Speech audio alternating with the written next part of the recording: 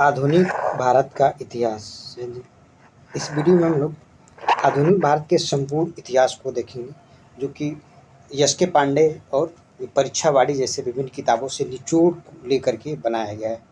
आइए सबसे पहले हम प्रारंभ करेंगे, जो हमारा पहला टॉपिक होगा विदेशी कंपनियों का आगमन। जय हिंद दोस्तों, आपका स्वागत है एग्जाम दृष्टि में। यदि आपको ये लेक्चर अच्छा लगे तो चैनल को सब्सक्राइब करिए, वीडियो को अपने दोस्तों के साथ शेयर करिए। प्रारंभ करते हैं हम लोग यूरोपीय कंपनियों का आगमन। मुख्य कारण क्या था? देखिए, जो यूरोपीय कंपनियां था, ये लेक्चर कुछ इस तरह से है कि आपको प्री कम मेंस दोनों के लिए, मतलब एक यहाँ से एक अंडरस्टैंडिंग डेवलप होगा, जो वीयू एग्जाम होने वाला है यूपी पीसीएस मेंस वगैरह का, तो वहाँ पे आप अपने शब्दों को, मतलब अपने क्वेश्चन को, जो 150-200 शब्दों में क्वेश्चन लिखे जाते हैं, उसको लिखने के लिए भी आप एलिजिबल हो जाएंगे। अगर शॉर्ट में रिवीजन करना हो आधुनिक भारत, एक प्लेलिस्ट पड़ा हुआ है जिसमें मतलब बहुत बेहतर किताब से उसमें फैक्ट और कंसेप्ट दोनों को पढ़ाया गया है। आप वहाँ से जा कर के उसको देख सकते हैं। भारत में मतलब जो विदेशी कंपनियों का आगमन का क्या कारण था, उसके बारे में थोड़ा सा हम चर्चा करेंगे। जो 1453 में, ठीक है, ये 1453 में कुस्तुनतुनिया का पतन हो जाता है। ठीक है, जैसे 1453 में कुस्तुनतुनिया का पतन हो जाता है, तो इसी माध्यम से भारत में जो है कि विभिन्न यूरोपीय कंपनियां व्यापार करने के लिए आती थी। लेकिन जब स्थल युद्ध मार्ग खत्म हो जाता है, बंद हो जाता है पूरी तरह से कुस्तुनतुनिया में, कुस्तुनतुनिया एक टर्की वाला भाग है, ठीक है, वहाँ पे तब उसके बाद से विभिन्न व्यापारिक मार्गों की खोज होने लगती है। मतलब समुद्र के माध्यम से भारत में या दक्षिण पूर्व एशिया में पहुँचने के लिए व्यापारिक मार्ग की खोज प्रारंभ हो जाता है। ठीक है, यूरोप में, ठीक है, अब क्या हुआ, यूरोप में पुनर्जागरण का काल हो जाता है। ठीक है, यूरोप में जब पुनर्जागरण का काल होता है तो उस समय क्या होता है? ठीक है, जब यूरोप में पुनर्जागरण मतलब कुस्तुनतुनिया का पतन हो जाता है, उसके बाद से पूरे मार्ग अवरुद्ध हो जाते हैं। यूरोप में पुनर्जागरण कहने का मतलब है कि जो नए ज्ञान वगैरह था यूरोप के रोम वगैरह से निकल कर अन्य देशों में, अन्य क्षेत्रों में प्रसार होने प्रारंभ हो जाता है। यूरोप की, ठीक है, वाणिज्यवादी नीति, ठीक है, यूरोप की वाणिज्यवादी नीति कहिए, अब बुलियनवाद कह दीजिए यूरोप का। भारत की जो आर्थिक मजबूत स्थिति, भारत उस समय जो है कि आर्थिक रूप से पूरी तरह से मजबूत था। और भारत की जलवायु, भारत की क्लाइमेट कुछ इस तरह से था कि 100 साल तक, 200 साल तक अंग्रेज या विदेशी, अब प्राचीन काल से ही देखे होंगे, जो हकमनी साम्राज्य था भारत में। अगर कोई पूछे कि प्राचीन काल में सबसे पहले किसका आक्रमण होता है, मतलब प्राचीन एरा में देखा जाए भारत में सबसे पहले यदि किसी विदेशी का आक्रमण होता है तो वो हकमनी साम्राज्य था। ठीक है, इस बात को याद रखिए, ये पूछा गया है एक जगह, हकमनी साम्राज्य। ठीक है, हकमनी एक साम्राज्य करके था, वो ईरान का था। वो सबसे पहले भारत पे विदेशी आक्रमण इन्हीं के द्वारा किया जाता है, हकमनी साम्राज्य के द्वारा। ठीक है, उसके बाद से आप बहुत सारे आते हैं, हिंदू, यूनानी, पहलव, कुषाण। जब एंशिएंट पढ़ेंगे हम लोग तब उसमें इसके बारे में चर्चा करेंगे। भारत की जलवायु कुछ ऐसी है कि यहाँ पे कितना भी विदेशी उतारा लूट करके लेके चला जाता है, लेकिन जलवायु और यहाँ की फर्टाइल लैंड, जल और मिट्टी होने की वजह से फिर भारत उठ खड़ा होता है। ठीक है, मतलब खाने पीने के लिए यहाँ पे अनाज उत्पादन के लिए कोई दिक्कत नहीं था। विभिन्न प्रकार की वाणिज्यिक वस्तुओं का भी उत्पादन भारत में होता है। यूरोपीय शासनों का योगदान, ठीक है, हम लोग भारत में यूरोपीय कंपनियों का आगमन का कारण क्या था तो वो पढ़ रहे थे। कुस्तुनतुनिया का पतन हो जाता, वो भी एक कारण था। यूरोप में पुनर्जागरण, वो भी भारत में कारण एक बनता है। यूरोप की जो वाणिज्यवादी नीति थी, भारत की मजबूत स्थिति, भारत की जलवायु हो गया, और यूरोपीय शासकों का योगदान। ठीक है, अब विदेशी यात्रियों का विवरण, ठीक है, विदेशी यात्री भारत के बारे में बहुत ज़्यादा बढ़ा चढ़ा करके बात करते हैं। तो जो भी लोग थे, जो भी विदेशी थे, सब यहाँ से बहुत ज़्यादा प्रभावित होते हैं। ठीक है, ये सब भी उसमें योगदान करता है। अब आइए थोड़ा सा डिटेल इसके बारे में हम चर्चा करते हैं। देखिए, वीडियो बहुत लंबा नहीं रखेंगे, मैक्सिमम 30-30 मिनट का लेंथ का रखेंगे, बहुत बड़ा वीडियो हो जाएगा तो आप उसको देखने में आपको दिक्कत होगा। कार्य की 15वीं शताब्दी के अंत में पुर्तगाली यात्री वास्को डी गामा, देखिए ऐसे मैं बताया था कि 1453 में कुस्तुनतुनिया का पतन हो जाता है, तो भारत से या दक्षिण पूर्व एशिया से संपर्क करने के लिए एक समुद्र मार्ग की खोज करना प्रारंभ हो जाता है। तो 15वीं शताब्दी में पुर्तगाली यात्री वास्को डी गामा का कदम भारत की धरती पर, ठीक है, पड़ा। 14, ठीक है, ये 17 मई 1498 था। ठीक है, 1498, 14 मई 1798 ईस्वी आता है। करके इसी स्थिति को इतिहासकार, ठीक है, जब ये 15वीं शताब्दी में भारत आता है तो इतिहासकार राम लखन शुक्ला जी, ठीक है, राम लखन शुक्ला क्या कहते हैं कि स्वीकार किया है कि भारत में उपनिवेश की शुरुआत यहीं से दी जाती है, ठीक है। मतलब जो रामलखन शुक्ला एक इतिहासकार है, कहते हैं कि भारत में जो उपनिवेश का प्रारंभ कहाँ से होता है, तो 15वीं शताब्दी से, और भी कब, जब भारत में पुर्तगालियों का आगमन हो जाता है। वास्को डी गामा की भारत की यात्रा, ठीक है, यात्रा भत्ता निकालने के बावजूद, मतलब जो वो अपने भारत से आया और यात्रा करके यहाँ से जो भी वस्तुओं को लेकर के गया, उसके बाद 60 गुना लाभ प्राप्त करता है। मतलब यहाँ से व्यापार करने के लिए जो मसाले वगैरह ले करके जाता है, उस मसालों से 60 गुना, ठीक है, 60 गुना ज़्यादा लाभ कमाता है। इस लाभ से प्रभावित होकर के पुर्तगाली कंपनियों के अलावा, ठीक है, जो पुर्तगाली कंपनी थे उनके अलावा डच कंपनी, इंग्लिश कंपनी, फ्रांसीसी कंपनी, ठीक है, और स्वीडिश कंपनी और डेन कंपनी, ठीक है, ये सब के सब भारत की ओर आकर्षित होते। अब इन्होंने देखा कि 1 रुपये का 60 रुपये बना रहा है, ठीक है, मतलब भारत से जो व्यापार है वो 1 रुपये को 60 रुपये बना दे रहा है, मतलब 60 गुना। 60 गुना का मतलब समझ रहे, 6,000, ठीक है, 60 गुना का मतलब 600% लाभ कमाया वो, ठीक है, 600% लाभ कमाया। इसी को देखते हुए ये सारी कंपनियां भारत की तरफ अग्रसर होती हैं, अपना रुख करती हैं व्यापार करने के लिए भारत से। यूरोपीय कंपनियों में भारत के आगमन का एक नहीं बल्कि अनेक कारण मौजूद हैं, ठीक है। इसके निम्नलिखित कारण ये हो सकते हैं। देखिए, ये मेंस का टॉपिक है, प्री कम मेंस इसमें दोनों है, ठीक है। प्री के लिए भी बहुत सारे आपको फैक्ट मिलेंगे और मेंस में लिखने के लिए बहुत सारे कंसेप्ट यहाँ से आपको मिल जाएगा। कुस्तुनतुनिया के पतन के बारे में थोड़ा सा हम लोग चर्चा कर लेंगे। कुस्तुनतुनिया का पतन जो कि 1453 ईस्वी में 15वीं शताब्दी के मध्य में, 1453 मतलब 15वीं शताब्दी के मध्य में, 1453 में कुस्तुनतुनिया का पतन हो गया था। इस पर ऑटोमन साम्राज्य, ठीक है, ऑटोमन साम्राज्य शालुक तुर्कों, ठीक है, तुर्कों ने पूर्वी रोमन साम्राज्य कुस्तुनतुनिया को पराजित कर दिया और यहाँ से यूरोपीय लोगों को इस क्षेत्र से बाहर कर दिया और भारत में यूरोप के व्यापार का मार्ग अवरुद्ध हो गया। मतलब स्थल मार्ग से कुस्तुनतुनिया, टर्की से होकर के व्यापार होता था, वो मार्ग अब अवरुद्ध हो जाता है और जो कि यूरोपवासी भारत से व्यापार करने के लिए एक नए मार्ग की तलाश करने लगते हैं। 1453 के पूर्व जो कि यूरोपीय व्यापारी कुस्तुनतुनिया से होकर के, मतलब 1453 जब तक ये मार्ग अवरुद्ध नहीं था, ऑटोमन साम्राज्य का इस पर कंट्रोल नहीं हो जाता है, तो जल संधि, ठीक, मतलब कुस्तुनिया से होकर के स्थलीय मार्ग से भारत में आते थे, ठीक है, स्थलीय मार्ग से। लेकिन कुस्तुनतुनिया के पतन होने के बाद यूरोपीय लोगों ने एक वैकल्पिक मार्ग का खोज करना प्रारंभ कर दिया। इसमें 1498 ईस्वी में जो कि वास्को डी गामा को, ध्यान से सुनिएगा, देखिए 1498 में वास्को डी गामा को सफलता मिलती है। वास्को डी गामा ने ही यूरोप से भारत में आने के लिए एक समुद्री मार्ग की खोज करने में, ठीक है, सफलता प्राप्त किया। कालांतर में इसी मार्ग को अनुसरण अन्य यूरोपियों के द्वारा किया जाता है। मतलब भारत में पहुंचने के लिए समुद्री मार्ग की खोज सबसे पहले पुर्तगालियों में वास्को डी गामा के द्वारा ही किया जाता है। अब भारत में यूरोपीय कंपनियों के आगमन के कारणों में जो कि आपका यूरोपीय के में पुनर्जागरण, मतलब यूरोप में जो पुनर्जागरण हुआ उसका क्या कारण था, उसका क्या योगदान है, ठीक है। 1453 ईस्वी में कुस्तुनतुनिया के पतन के बाद इस क्षेत्र में रह रहे यूरोपीय नागरिक पुनः यूरोप क्षेत्र में वापस गए और वहाँ पर यूरोप के लोगों को इतिहास, विज्ञान, मूर्तिकला, स्थापत्य कला, संगीत कला, तर्कवाद, विज्ञानवाद, ठीक है, इन सब का प्रसार करते हैं यूरोप में जाकर के। जबकि विशेषतः सर्वप्रथम इटली में पहुँचे, ठीक है, ये लोग सर्वप्रथम इटली में पहुँचे, इसलिए यूरोप में सर्वप्रथम इटली को पुनर्जागरण आया था, ठीक है। यूरोप में यदि आपसे कोई पूछेगा कि पुनर्जागरण सबसे पहले कहाँ पे होता है, ठीक है, तो इटली में सबसे पहले पुनर्जागरण का प्रसार होता है। पुनर्जागरण करने का मतलब है कि पुरानी जो कि एक जगह से ज्ञान उठ करके दूसरी जगह, दूसरे क्षेत्र में प्रचार प्रसार हो जाना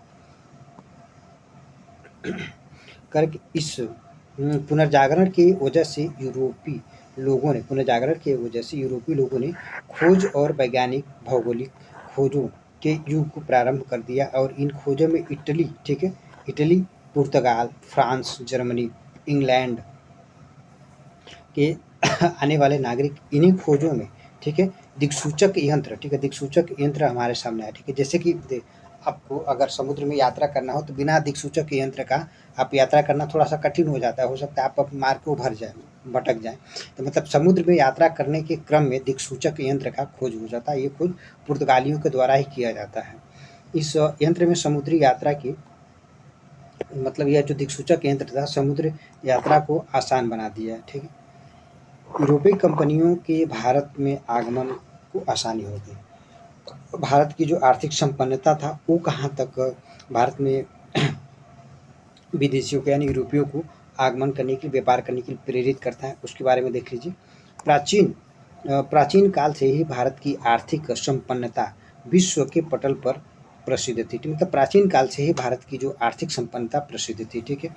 आप लीनियस, ठीक है, जो कैरोलिनस लीनियस है उसी की मैं बात कर रहा हूँ, जो टैक्सोनॉमी मतलब विज्ञान में आपका एक वो देता है ना वर्गीकरण, ठीक है, बायोलॉजी में जो वर्गीकरण करता है लीनियस, वो कहता है क्या है कि हमेशा ये दुख रोकता रहता है कि सारे के सारे जो भी यूरोप में बुलियनवाद है, जो यहाँ पे धन संपत्ति है, सोना चांदी है, सब घूम करके भारत चला जा रहा है, ठीक है, सारा सोना चांदी घूम करके भारत चला जा रहा है, ठीक है। ये दुखड़ा हमेशा रोता रहता है। प्लिनी, ठीक है, प्लिनी जो है कि हमेशा प्लिनी का आप थोड़ा सा डिटेल इतिहास पढ़ेंगे तो प्लिनी इस बात का दुखड़ा हमेशा अपने यूरोप में, अपने देशों में रोते रहता है कि भारत के पक्ष में ही हमेशा व्यापार स्थिति रहता है। मतलब जो भी बुलियनवाद कहने का मतलब एक ऐसा कंसेप्ट होता है बुलियनवाद, जहाँ पे सारी अर्थव्यवस्था, सारा सोना चांदी घूम करके आप ही के देशों में चला जाए। आपके देश में कैसे चलाएगा कि आप के देश में जो कि वाणिज्यिक फसलों का उत्पादन या खाद्यान्न फसलों का उत्पादन बहुत ज़्यादा हो रहा है, आपकी जलवायु और आपकी मिट्टी इस प्रकार की है, ठीक है, आपका कृषि इस प्रकार के है कि पूरे विश्व की ज़रूरतों को पूरा कर रहा है, तो विश्व से सारे के सारे धन दौलत या बुलियनवाद घूम करके आप ही के देशों में आ जाएगा। भारत की स्थिति कुछ इसी तरह से थी, ठीक है, अभी भी है भारत की स्थिति इसी तरह से। देखिए ब्रिटेन जो भारत में लगभग 200 साल तक कब्जा किया, ब्रिटेन भारत पर 200 साल तक कब्जा किया, उसका सूर्य कभी डूबता नहीं था। आज ब्रिटेन की अर्थव्यवस्था हमसे कितनी पीछे है, उसकी जो सैन्य शक्ति हमसे कितनी पीछे है, भारत फिर उठ करके खड़ा हो गया, अभी भी उठता ही जा रहा है। मध्यकालीन विदेशी यात्रियों का विवरण देखिए, मध्यकालीन विदेशी यात्रियों का विवरण इन्होंने क्या कहा है कि इतिहासकार उत्बी, ठीक है, इसमें सबसे महत्वपूर्ण उत्बी था, इसने तारीख ए, ठीक है, तारीख ए यानी उत्बी का पूरा नाम जो है कि महमूद नामक पुस्तक में, ठीक है, इस तारीख ए यामिनी नामक पुस्तक में जो कि रचना की, और इसी में इसने सर्वप्रथम भारत के आर्थिक संपन्नता के विवरण, ठीक है, भारत की आर्थिक संपन्नता का विवरण, ठीक है, चिटिया के रूप में किया है, ठीक है। महमूद गजनवी के दरबार में रहता था, कौन? उत्बी महमूद गजनवी के दरबार में रहता था। इसके विवरण से भी यूरोपीय कंपनियों के भारत से व्यापार की इच्छुक हुई थी, ठीक है। आइए अब 13वीं शताब्दी के अंत में 1293 से 94 ईस्वी में इटालियन यात्री मार्को पोलो भारत की यात्रा करता है, ठीक है। 13वीं शताब्दी के अंत में जो इटालियन यात्री था वो भारत की यात्रा करता है। इसने भारत में सर्वाधिक भ्रमण किया, ठीक है, सर्वाधिक भ्रमण भारत में मार्को पोलो करता है। और पांड्य राजा, ठीक है, वीर पांड्य और सादर पांड्य, ठीक है, सुंदर पांड्य, ठीक है, जो पांड्य राजा थे वीर पांड्य और सुंदर पांड्य, इन्हीं के समय मतलब जो वीर पांड्य थे और सुंदर पांड्य थे, इनके दरबार में वो आता है, ठीक है, वीर पांड्य और सुंदर पांड्य के दरबार में आता है कौन? आपका मार्को पोलो, ठीक है। इस बात को याद रखिएगा, यहाँ से मेंस और प्री, ठीक है, दोनों चीज़ें आपको तैयार हो जाएंगी। भारत की से वापस जाने के बाद इसने आर्थिक संपन्नता, कौन? मार्को पोलो, आर्थिक संपन्नता का विवरण अपने यात्रा स्मरण, ठीक है, और travel into the Marco Polo, ठीक है, और travel into the Marco Polo में करता है, नामक शीर्षक से करता है। मार्को पोलो के विवरण में यूरोपीय लोगों ने प्रभावित माना है, ठीक है, मार्को पोलो के विवरण से यूरोपीय लोग बहुत प्रभावित होते हैं, और इसे यूरोपीय कंपनियों ने यह सुनिश्चित कर लिया कि उनको भी भारत में व्यापार करने के लिए जाना चाहिए। भारत की जलवायु कैसे प्रभावित करती है? भारत उष्णकटिबंधीय जलवायु के क्षेत्र में आता है, और इसलिए यहाँ स्वाभाविक रूप से भारत में बड़े पैमाने पर मसालों की खेती, ठीक है, की जाती है। मसालों की खेती, रेशम की खेती, नारियल हो गया, जूट हो गया, चाय, कॉफ़ी, ठीक है, ये सब सारी चीज़ें भारत में, चाय वगैरह तो बाद में आता है, ठीक, लेकिन उसके पहले भी भारत में विभिन्न तरह की खेतियाँ की जाती है। रेशम की खेती, कपास की खेती जानते हैं कि भारत में इंडस वैली सिविलाइजेशन से ही हो रहा है। यूरोपीय देशों में बहुत ज़्यादा मांग थी, ठीक है, मसालों वगैरह की, चूँकि वहाँ पे मांस वगैरह को सुरक्षित रखने के लिए मसालों की बहुत ज़्यादा मांग थी।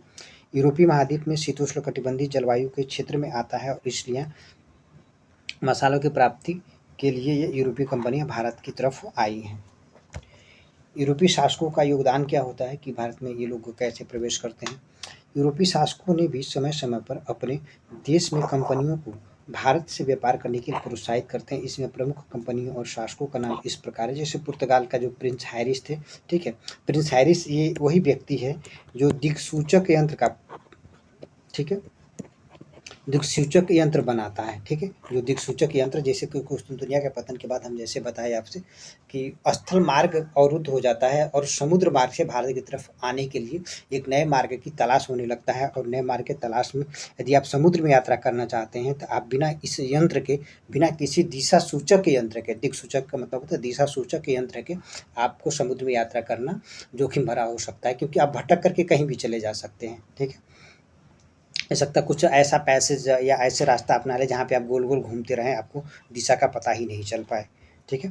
तो ये आपको दिशा बताता था। और इसकी निर्माण कौन करता है? ये आपका प्रिंस हैरिस ने इसका निर्माण करता है, किसका? दिक्सूचक यंत्र का। करके स्पेन की महारानी, अब देखिए, अब इसमें स्पेन की महारानी इसाबेला, ठीक है, इसाबेला, स्पेन की महारानी इसाबेला, इसका भी बहुत बड़ा योगदान था। इंग्लैंड की रानी जो एलिजाबेथ टेलर प्रथम थी, इन्होंने भी भारत से और दक्षिणी पूर्व एशिया से लोगों को व्यापार करने के लिए प्रोत्साहित करती हैं। यूरोप का वाणिज्यवादी नीति, यूरोप का जो वाणिज्यवादी नीति थी 15वीं और 16वीं शताब्दी में, ठीक है। वाणिज्यवादी नीति अत्यंत लोकप्रिय बनी थी। वाणिज्यवादी नीति, ठीक है, देखा, वाणिज्यवाद, साम्राज्यवाद, ठीक है, इस तरह का एक छोटा सा वीडियो मैं बना दूंगा। वाणिज्यवाद क्या होता है, साम्राज्यवाद क्या होता है, समाजवाद क्या होता है, ठीक है, पूंजीवाद क्या होता है। ये टेक्निकल वर्ड आप सबको आना चाहिए, ठीक है। वाणिज्यवाद का मतलब ये होता है कि आप व्यापार को, ठीक है, व्यापार को, उत्पादन को, इस तरह की जो आर्थिक गतिविधियाँ उसको अधिक से अधिक प्रोत्साहित करें, तो इसको वाणिज्यवादी नीति कहते हैं। पूंजीवाद और समाजवाद में भी डिफरेंस है। पूंजीवाद में मतलब जो उत्पादन के साधन होते हैं उस पर व्यक्ति विशेष का अधिकार हो जाता है। समाजवाद में जो उत्पादन का साधन होता है उस पर एक सार्वजनिक अधिकार होता है।